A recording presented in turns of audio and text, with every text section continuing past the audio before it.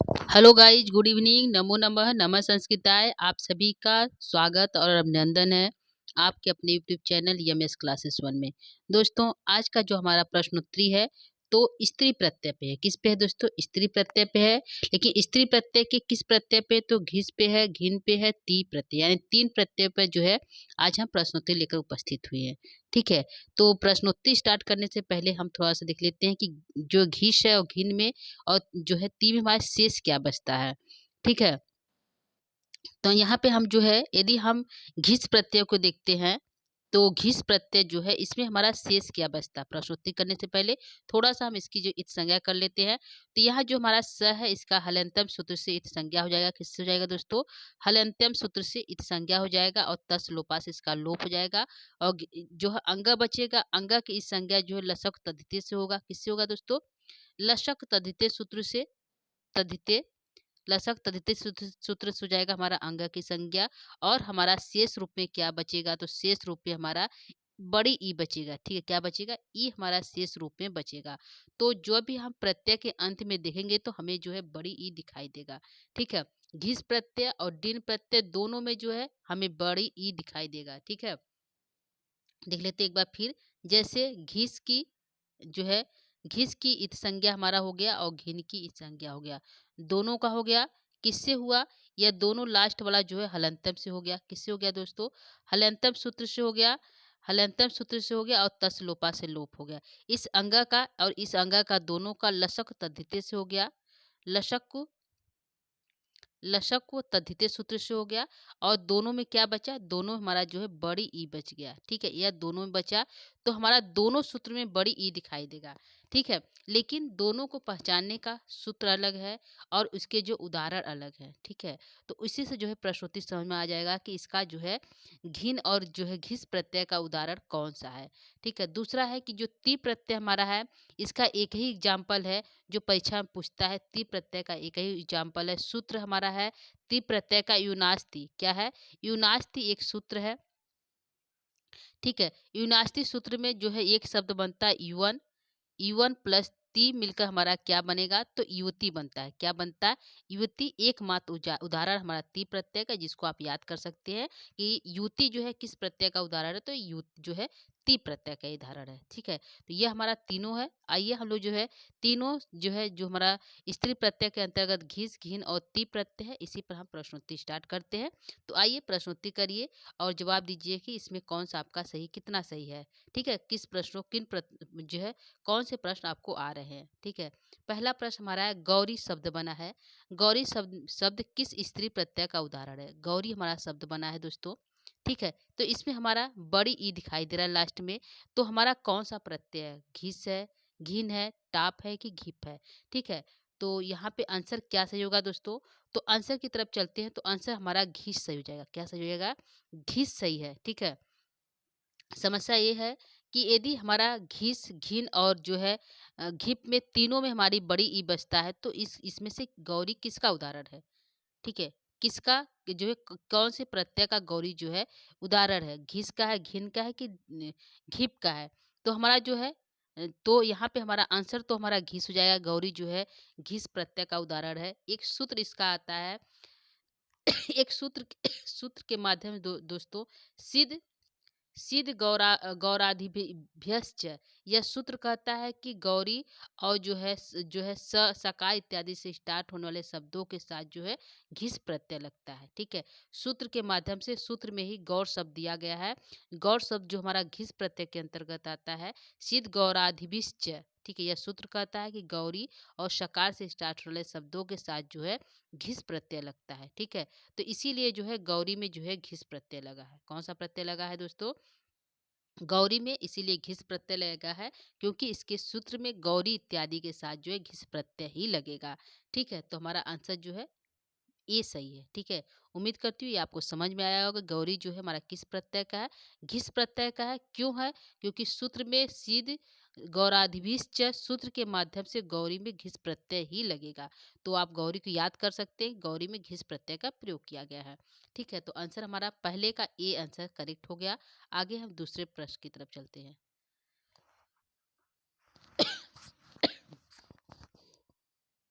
दूसरा प्रश्न है दोस्तों कि दूसरा प्रश्न कहता है कि नर्तक प्लस घिस के योग से क्या बनेगा। तो नर्तक हमारा शब्द है, नर्तक है, ठीक है। तो नर्तक हमारा शब्द है, तो इसमें जो है जो नर्तक शब्द है यह जो है नर्तक है प्लस घिस, ठीक है। घिस में हमारा शेष क्या बचा, शेष हमारा बड़ी ई बचता है, ठीक है। और नर्तक के साथ यदि हम जोड़ते हैं तो क्या हमारा बनेगा, नर्तकी बनेगा। ई को हम यहाँ पर कर देंगे तो शब्द हमारा बनेगा नर्तकी। तो हमारा नर्तक और घिस प्रत्यय के योग से कौन सा शब्द बना, तो नर्तकी बना। तो क्या सही है, नर्तका गलत है, नर्तकी गलत है, नर्तकी ये वाला हमारा सी आंसर करेक्ट है दूसरे का, ठीक है। तो जो है नर्तक और गौरी इत्यादि जो जो दो उदाहरण हमारा है, यह दोनों उदाहरण जो है सिद्ध गौराभीस च सूत्र से है, ठीक है। तो इसको ध्यान रखिएगा, यह जो है हमारा हो गया नर्तकी सही है। आगे हम तीसरे प्रश्न की तरफ चलते हैं। तीसरा प्रश्न कहता है घिन प्रत्यय में, ठीक है, घिन प्रत्यय में क्या शेष बचता है। तो डी स ई बड़ी, तो क्या शेष बचता है दोस्तों, तो हम ऊपर बता के आए हैं घिन प्रत्यय में बड़ी ई शेष बचता है, ठीक है। इस न की हलंतम संज्ञा, इस अंज्ञा की लसक तद्धिते से, तो ई हमारा शेष बचता है। तो आंसर हमारा जो है तीसरे का डी आंसर करेक्ट है, ठीक है। अब हम चलते हैं चौथे प्रश्न की तरफ। चौथा प्रश्न है घिस प्रत्यय में क्या शेष बचता है। तो घिस प्रत्यय में भी हमारा बड़ी ई शेष बचता है, ठीक है। दोनों में बचता है, बड़ी ई शेष बचता है। तो आंसर हमारा सी सही है, घिस प्रत्यय में ई शेष बचता है, ठीक है। तो 4 क्वेश्चन हो गया दोस्तों, चारों का आंसर भी हो गया। अब आगे हम पांचवें प्रश्न की तरफ चलते हैं। पांचवा प्रश्न आपके सामने है, इसका आंसर दीजिएगा कि नटी शब्द जो है किस प्रत्यय से मिलकर बना है। जो नटी बना है उसमें कौन सा प्रत्यय लगा है। घिन प्रत्यय, घिस प्रत्यय, घिन प्रत्यय, टाप की घिप, कौन सा प्रत्यय हमारा यहाँ पे लगा है जो नटी बना है, ठीक है। तो हमारा नटी किससे बना है दोस्तों, हमारा नटी जो है नट, नट है, नट के साथ घिस प्रत्यय लगा है, ठीक है, घिस प्रत्यय लगा है। तो जाकर हमारा क्या बना है, नटी बना है, ठीक, क्या बना है, नटी बना है। तो हमारा आंसर हो जाएगा घिस, क्या हो जाएगा, घिस, अंग यहाँ पे बिंदी रहेगा दोस्तों, घिस, ठीक है। तो पांचवे का हमारा जो है ये आंसर करेक्ट है, ठीक है। आगे हम चलते हैं छठे प्रश्न की तरफ। छठा प्रश्न कहता है कि युति शब्द किस प्रत्यय से मिलकर बना है। तो किससे बना है, घिस से, बिंदी सब में है, घिन से, ती से, घिप से, किससे बना है, युति किस सब कौन से प्रत्यय लगकर बना है। तो यहाँ पे आंसर हमारा ती प्रत्यय हो जाएगा। कौन से प्रत्यय, जो है युति जो शब्द है वह ती प्रत्यय से मिलकर बना है। युति एक जो है ती प्रत्यय दोस्तों, युति जो है ती प्रत्यय से बना है। कौन सा प्रत्यय, ती प्रत्यय से बना है। एक सूत्र है हमारा ती प्रत्यय करने वाला सूत्र है यूनास्ति, क्या है, यूनास्ति, ये सूत्र है। यह सूत्र कहता है कि यौन शब्द में ती प्रत्यय जोड़कर युति शब्द बनता है। क्या बनता है, यूनास्ति सूत्र जो है एवन, एवन में ती प्रत्यय जोड़कर हम जो है युति बनाते हैं। क्या बनाते हैं दोस्तों, युति शब्द बनाते हैं। तो यवन में ती प्रत्यय जोड़ेंगे तो हमारा युति शब्द बनता है। क्या बनता है, युति शब्द बनता है। यह एकमात्र उदाहरण हमारा है जो है ती प्रत्यय का। एक ही उदाहरण है जो पूछता है युति शब्द किस प्रत्यय से बना, ती प्रत्यय से बना है। एकमात्र उदाहरण है जिसको आप याद कर सकते हैं। तो यह हमारा आंसर जो है छठे का सी सही है।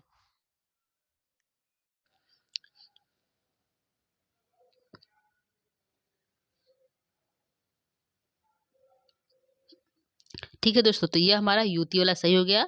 इसको याद भी हो गया होगा दोस्तों कि युति किस प्रत्यय का उदाहरण है, तो ती प्रत्यय का उदाहरण है, ठीक है। आगे हम चलते हैं सातवें प्रश्न की तरफ। अगला प्रश्न है चंद्रमुख और घिस के योग से शब्द बनेगा। तो क्या बनेगा, तो घिस में ई बचता है, पहले ही बता दिए। तो चंद्रमुखी बनेगा, चंद्रमुखा बनेगा, चंद्रमुखी बनेगा, कि ये भी दोनों बनेगा। तो यहाँ पे क्या सही होगा दोस्तों, तो चंद्रमुखी में घिस प्रत्यय लगाने पर हमारा चंद्रमुखी शब्द बनेगा। क्या बनेगा, चंद्रमुखी शब्द बनेगा। ये एक सूत्र हमारा है, यह सूत्र कहता है कि जो है सूत्र हमारा ना बहुब्रीहि समास के उदाहरण है। यानी कि यह जो है चंद्रमुखी और जो है अतिकेशा, सुकेशा, यह सभी जो है क्या है बहुब्रीहि के, यानी कि अन अर्थ में जो प्रयोग करे। क्या करे दोस्तों, जो अन अर्थ का बोध कराए उसमें जो है हमारा जो है यह जो है घिस प्रत्यय लगता है। कौन सा प्रत्यय लगता है, घिस प्रत्यय लगता है। जैसे जैसे बहुब्रीहि, क्या है, बहुब्रीहि जो है इसको क्या कहेंगे दोस्तों कि बहुव्रीहि समास के उदाहरण है। एक तरह से कह सकते हैं इसे चंद्रमुख, यानी चंद्र के समान मुख है जिसका बहुव्रीहि समास है। और जो है अतिकेशा, जिसके बहुत अधिक केश हैं, अतिकेशा। सुकेशा, सुंदर केशों वाली वह स्त्री। तो इसमें जो है चंद्रमुख, सुंदर केश वाली स्त्री, यह सभी जो है बहुव्रीहि समास के एक तरह से उदाहरण है। तो ऐसे शब्दों के साथ जो है घिस प्रत्यय लगता है। बस यही कहना है दोस्तों कि जो बहुव्रीहि यानी कि अन्य शब्द का अर्थ बताए, अन किसी का अर्थ बताए, ऐसे शब्दों के साथ जो है घिस प्रत्यय का प्रयोग किया जाता है। और उसमें जो है चंद्रमुखी में जो है घिस प्रत्यय लेकर चंद्रमुखी बना। यदि हम सुकेश करें, क्या करें, सुके जो है केश करें, सुंदर केशों वाली सुकेशा, तो हमारा इसमें घिस प्रत्यय लगा क्या बनेगा, सुकेशी। क्या बनेगा, सुकेशी बन जाएगा। ठीक है, सुकेशी हमारा बन जाएगा इस तरह से।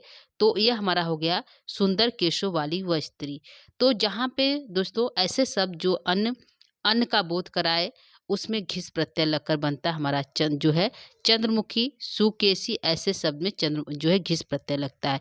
यह किसका उदाहरण है, तो घिस प्रत्यय का उदाहरण और स्त्री प्रत्यय के अंतर्गत आता है। ठीक है, तो यह समझ में आ गया होगा दोस्तों। इस प्रकार के शब्द जो है जो अन्य किसी का बोध कराए, उस सभी में जो है घिस प्रत्यय लगकर जो है उसमें जो है ई होकर चंद्रमुखी जैसे शब्दों का निर्माण करता है। ठीक है, तो यह हमारा हो गया 7वें का ए सही है। ठीक है, उम्मीद करती हूँ समझ में आया होगा दोस्तों। आगे हम चलते हैं 8वें प्रश्न की तरफ। 8वां प्रश्न कहता है सुकेशी में शब्द और प्रत्यय है, तो कौन सा प्रत्यय लगकर सुकेशी बना है।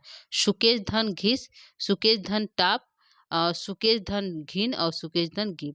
तो क्या लगकर हमारा टाप बना है, तो आंसर हमारा यहाँ पे करेक्ट हो जाएगा दोस्तों। क्या सही होगा, यहाँ पे हमारा आंसर जो है सुकेश जो है सुकेश धन घिस बनकर सुकेशी हुआ। क्या हुआ, सुकेश धन घिस बनकर क्या हुआ, सुकेशी हुआ। तो किसका बोध कराया, यह बहुव्रीहि समास यानी कि अन्न का बोध करा रहा है, सुंदर केशों वाली। तो ऐसे शब्द के साथ घिस प्रत्यय लगता है। तो हमारा ए 8वें का ये आंसर करेक्ट है। ठीक है, सुकेशी, अतिकेशा, बहुत अधिक केश है, अतिकेशा। ठीक है, अतिकेशा, चंद्रमुखी जो है चंद्रमुख, तो चंद्रमुखी। तो इस तरह से जो है जो है अतिकेशी बन गया। ठीक है, तो ऐसे शब्द का इसमें कौन सा प्रत्यय लगेगा, घिस प्रत्यय लगेगा। इसको ध्यान रखिएगा। जो अन्न का बोध कराए ऐसा कोई शब्द आ जाए तो उसके साथ जो है घिस प्रत्यय लगकर जो है इस तरह के शब्द बनते हैं। ठीक है, तो ये हमारा 8 का जो है ये आंसर करेक्ट है। आगे हम चलते हैं जो है 9वें प्रश्न की तरफ। 9वां प्रश्न है मनुष्य और प्लस घिस के योग से क्या बना। तो यह जो है ये भी एक सूत्र है। सूत्र के माध्यम से कहा जाता है कि जातिवादक यानी जाति शब्द जिसमें आ जाए, जिसमें जाति का बोध करा दे, ऐसे शब्दों के साथ जो है घिस प्रत्यय लगता है। क्या है, जिसमें जाति इत्यादि का बोध करा दे, जाति का बोध कराने वाले शब्दों के साथ जो है शब्दों के साथ क्या लगता है, घिस प्रत्यय लगता है। घिस प्रत्यय लग जाता है। यही है कि जाति का बोध कराने शब्दों के साथ घिस प्रत्यय लगता है। जैसे हमारा शब्द हो जाएगा यहाँ पे, जैसे यह हो गया कि घिस प्रत्यय लगेगा किसके साथ, जो जाति का बोध करा दे।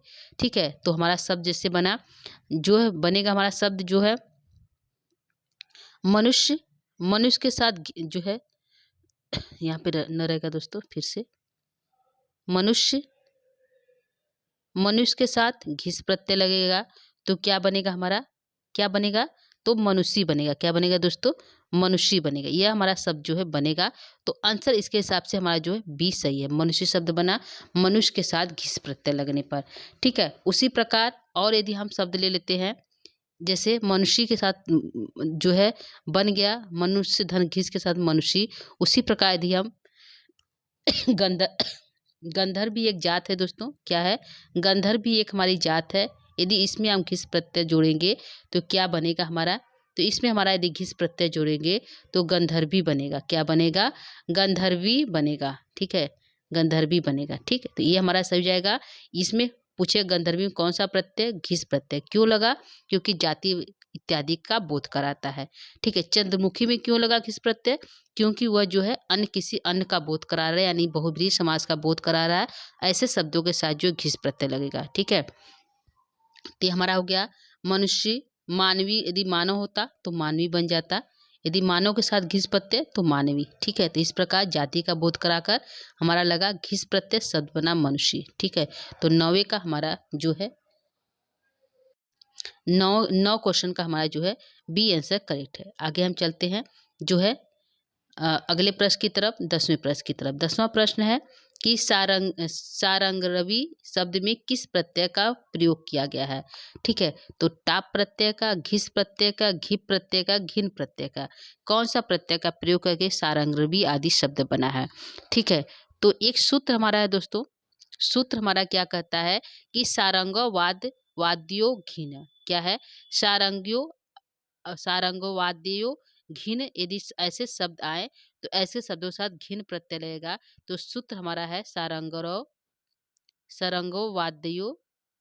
वाद्यो घिन। ठीक है, ऐसे यह सूत्र ही कहता है ऐसे शब्दों के साथ जो घिन प्रत्यय लगेगा। तो यहाँ पे कौन सा प्रत्यय लगा है, हमारा जो है घिन प्रत्यय लगा है। ठीक है, तो 10 का हमारा डी आंसर करेक्ट है। ठीक है, तो यहाँ पे शब्द क्या है, शब्द यदि हम करते हैं तो सारंगो रहेगा। क्या रहेगा, सारंगो रहेगा दोस्तों, यहाँ पे ग रहेगा। ठीक है, सारंगो वह। ठीक है, इसके साथ घिन करेंगे तो हमारा क्या बन जाएगा, सारंगवी बन जाएगा। ठीक, क्या बन जाएगा, सारंगवी बन जाएगा। तो ये हमारा सही है। तो कौन सा प्रत्यय लगा, घिन प्रत्यय लगा है। ठीक है, कैसे बना, सूत्र के माध्यम से बना। ठीक है, तो यह हमारा सूत्र के माध्यम से इस तरह शब्द बने। तो इसमें कौन सा प्रत्यय, घिन प्रत्यय, सारंगवी पूछेगा जो है कौन सा प्रत्यय लगा स्त्री प्रत्यय का, तो घिन प्रत्यय लगा है। तो 10वें का हमारा डी आंसर करेक्ट हो गया दोस्तों। आगे हम चलते हैं 11 प्रश्न की तरफ। 11 प्रश्न कहता है घिस प्रत्यय में अंग की संज्ञा किस सूत्र से हुआ। कह रहा है घिस जो प्रत्यय इसमें अंग की संज्ञा कौन सूत्र से हुआ, लसक तद्धित से हुआ, हलंतम से हुआ, टूटू से हुआ कि ये भी दोनों से हुआ। तो किससे हुआ है, तो यह जो है घिस अंग की इस संज्ञा जो है लसक तद्धित से होता है।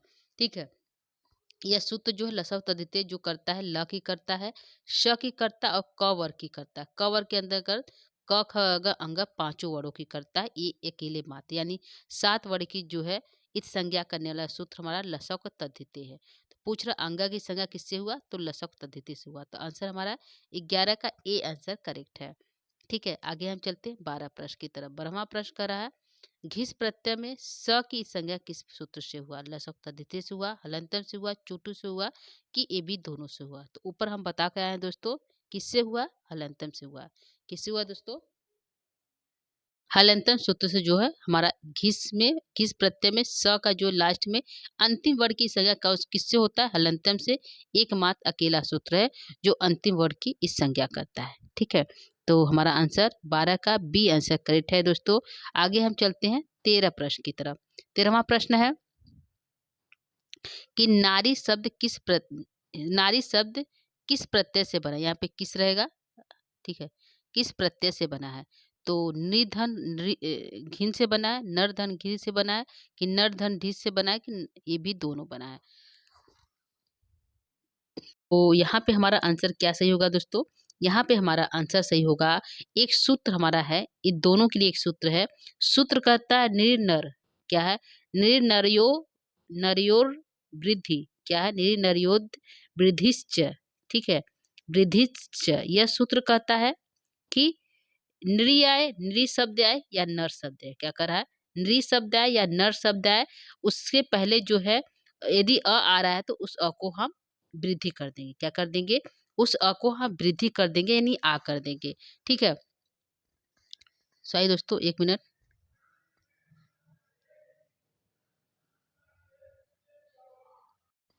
तो अगला सूत्र हमारा दोस्तों, यह सूत्र हमारा क्या कहता है, सूत्र का क्या नाम था, नृ नर, यानी कि कह रहा है कि यदि नृ आए, क्या है, यदि नृ हो और प्लस घिन प्रत्यय लगे, ठीक है, क्या प्रत्यय लगे, घिन लगे, तो इसमें ई शेष बचता है और इस नृ के न को जो न में अ है इसको आ हो जाता है, इस न के र हो जाता है, र है, र के आगे ई लगेगा तो नारी शब्द बनेगा। क्या बनेगा, नारी बनेगा। सूत्र हमने बताया निर्नर्यो नर्यो वृद्धिश्च, नृ और नर आने पर उसके नृ और नर आए तो उसको वृद्धि हो जाता है और घिन प्रत्यय लगकर नारी शब्द बनता है। ठीक है, तो यह जो हमारा सूत्र है, यह जो नारी शब्द बना यह दोनों सूत्रों से बना है। क्या है, यदि हम नृ प्लस घी जो है घिन करेंगे तो भी हमारा शब्द क्या बनेगा, नारी ही बनेगा। और नर प्लस, यदि नर प्लस घिन करेंगे तो भी हमारा शब्द क्या बनेगा, नारी ही बनेगा। तो इसलिए हमारा ए बी दोनों आंसर करेक्ट है। ठीक है, नारी शब्द किस प्रत्यय से बना, तो प्रत्यय तुम्हारा घिन है, लेकिन नृ और नर दोनों मिलने पर शुद्ध के माध्यम से दोनों से ही नारी ही बनेगा। तो इस प्रकार के जो है शब्दों को ध्यान रखिएगा कि यह किस प्रकार जो है नृ प्लस घिन पर बनने पर भी नारी बना और नर प्लस घिन बनने पर भी, प्रत्यय लगने पर भी नारी ही बना। तो दो जो है, दो एक सूत्र है, सूत्र के माध्यम से दोनों में नारी बना, तो हमारा आंसर ए बी दोनों की तरफ जाएगा। ठीक है, तो हमारा आंसर जो है सही हो गया, ए और बी दोनों। ठीक है, तो आगे हम चलते हैं अगले प्रश्न की तरफ। 14वां प्रश्न, यह प्रश्न कहता है नर प्लस घिन के योग से क्या बना। तो अभी हमने बताया नानी बना, नारी बना, नर बना कि नारी बना, तो क्या बना, तो हम अभी ऊपर बता के आए नारी शब्द बना। कैसे बना, नर है, नर के पास ये लगा देंगे, घिन लगा देंगे, इसका ई शेष बचता है, पता है छोटी बड़ी बचता है। न के न में अ है, इसको ना कर देंगे और र को करेंगे, इसको घी कर देंगे, नारी कर देंगे। इस प्रकार हमारा नारी बन जाएगा। क्या बन जाएगा, कर रहा है निरी नर आने पर जो है न के जो है उसको हम वृद्धि कर देंगे। तो न में अ है, उसको हम वृद्धि कर दिए तो आ हो गया, और र है, र में बड़ी लगा दिए, प्रत्यय को लगा दिए, तो हमारा जो है बन गया नारी शब्द। ठीक है, तो हमारा आंसर जो है 14 का बी आंसर करेक्ट है दोस्तों। तो बी की तरफ चलते हैं, आंसर हमारा बी सही है। आगे हम चलते हैं 15 प्रश्न की तरफ। यह हमारा आज का अंतिम प्रश्न है और सूत्र जो है ती प्रत्यय है। यह करा यवन प्लस ती के योग से बनेगा। क्या बनेगा, यवन और ती के प्रयोग से क्या बनेगा, युति बनेगा, युति बनेगा, युवक बनेगा, यौवन बनेगा, क्या बनेगा, तो युति बनेगा। क्या बनेगा दोस्तों, युति बनेगा। कैसे बनेगा, ती प्रत्यय है, अकेला एक त्री प्रत्यय है, त्री प्रत्यय भी पढ़ना है, स्त्री प्रत्यय के अंतर्गत ती प्रत्यय भी। तो यह एक ही उदाहरण इसका है, युति। सूत्र क्या है, यौवनास्ति, क्या है, युवनास्ति। ठीक है, यह सूत्र है। यह सूत्र के माध्यम से जो है यवन शब्द में क्या है, यवन शब्द में ती प्रत्यय लगेगा। किसमें लगेगा,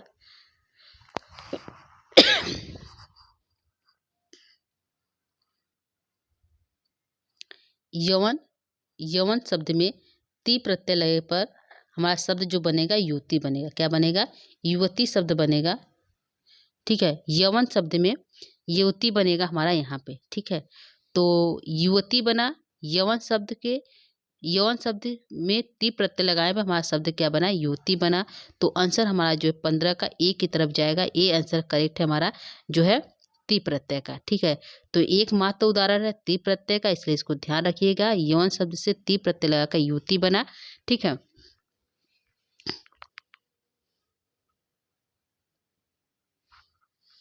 ठीक, तो ये हमारा कुल आज का प्रश्न उत्तरी था, 15 था, जो 3 प्रत्यय पर लेकर हम जो है यहाँ पे उपस्थित हुए थे। कौन कौन सा प्रत्यय था, प्रत्यय हमारा जो है घिस था। ठीक है, घिस था, और जो है घिन था, और जो है हमारा ती प्रत्यय। 3 प्रत्यय था, तीनों प्रत्यय से जो है हम प्रश्नोत्तरी बनाने का प्रयास किए हैं और आप लोग के सामने भी लाए हैं दोस्तों। प्रश्नोत्तरी अच्छी थी, यदि आप इसको लिखना चाहते हैं तो लिख सकते हैं। और यदि आपको प्रश्नोत्तरी अच्छा लगा, ठीक है, तो स्त्री प्रत्यय संबंधित प्रश्नोत्तरी था जो आसानी से नहीं प्राप्त होता है दोस्तों। तो इसको यदि आपको समझ में आया, अच्छा लगा, तो आप इसके कमेंट बॉक्स में मैसेज के माध्यम से बता सकते हैं कि नहीं, कि समझ में आया, अच्छा लगा। तो दोस्तों आज के लिए इतना ही। कल जो है आगे के जो है हमारे प्रत्यय कुछ बचे हुए हैं स्त्री प्रत्यय के, उससे प्रश्नोत्तरी लेकर पुनः फिर से उपस्थित होंगे दोस्तों। तब तक के लिए शुभ संध्या, शुभ रात्रि, नमो नमः, नमः संस्कृताय, धन्यवाद।